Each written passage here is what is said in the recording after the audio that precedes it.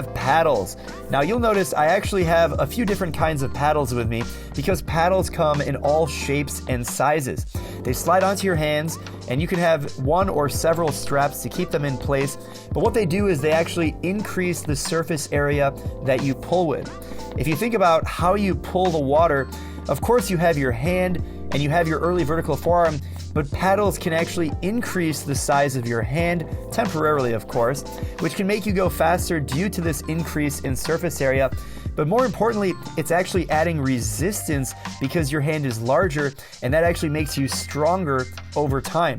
So think of your paddles as fins for your hands. Now, I definitely don't recommend paddles when you're an absolute beginner because you're still working on developing that technique. So definitely work with fins before you start working with paddles. But once you've gotten the rhythm of things and you're trying to take it to the next level, then I would recommend getting a pair of small paddles. You want to start with smaller paddles rather than larger because paddles introduce a lot of stress on your body. Remember, it's like having resistance in the water. So if you don't have the right technique, then it's not really going to work out well for you and you could even get injured. Paddle size has really nothing to do with how big your hands are. It's really about how strong you are in the water.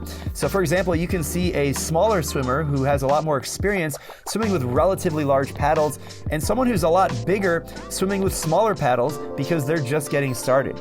So as you get stronger, you can work your way up to larger and larger paddles and you'll see the benefit almost immediately.